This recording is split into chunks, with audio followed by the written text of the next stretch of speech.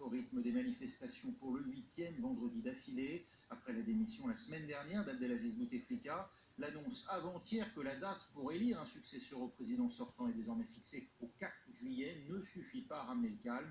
Il y a du monde dans les rues d'Alger et la police anti-émeute a fait usage de canons à eau contre les manifestants.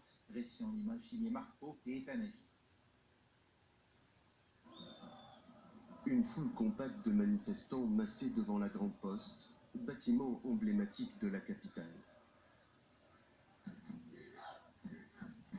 Dans le cortège qui défile dans le centre, des jeunes et des anciens rassemblés par milliers, et ces mêmes slogans hostiles au pouvoir. Pour la 8e semaine consécutive, ces Algériens ne décolèrent pas. Ils exigent le changement de tout le système politique et de ses principales figures.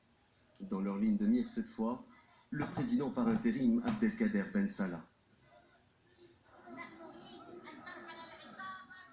On veut que tout ce gang s'en aille. On ne veut pas assister à ces promotions, on ne veut pas que Ben Salah assure la transition. La nation ne leur appartient pas.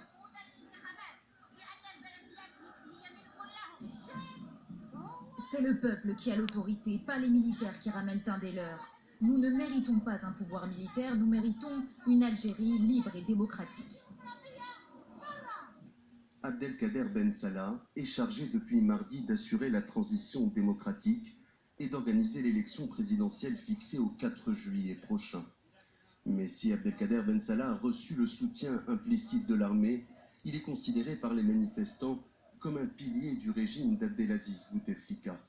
Et pour les protestataires, un scrutin organisé en seulement 3 mois ne peut être ni libre ni équitable. Ils réclament la mise en place de nouvelles institutions pour qu'une véritable transition soit possible. Le général, de son côté, a affirmé que l'armée garantirait la transparence et l'intégrité du scrutin.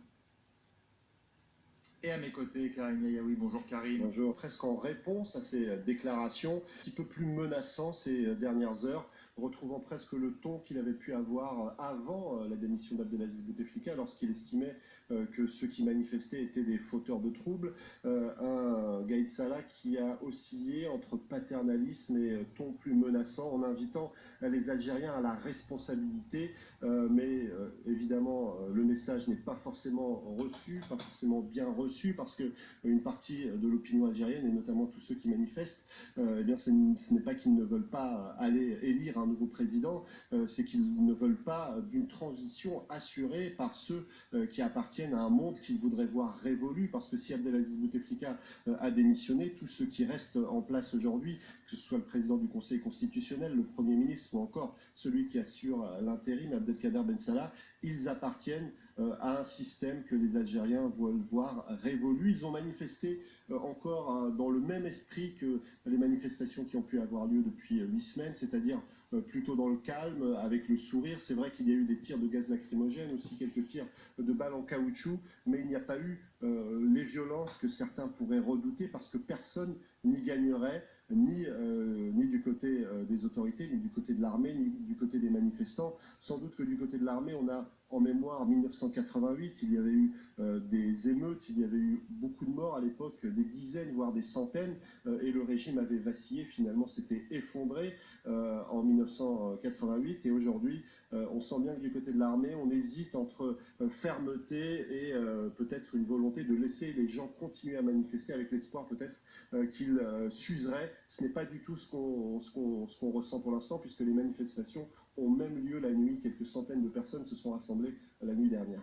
Le chef d'état-major de l'armée, en tout cas, lui hausse le ton, il met en avant la légalité constitutionnelle. Alors c'est derrière ça qu'il se réfugie depuis un moment déjà, en évoquant la constitution algérienne, en expliquant que la légalité est là, et que Abdelkader Ben Salah, même s'il est conspué par la rue, eh bien, les textes prévoient que ce soit lui qui assure cette transition.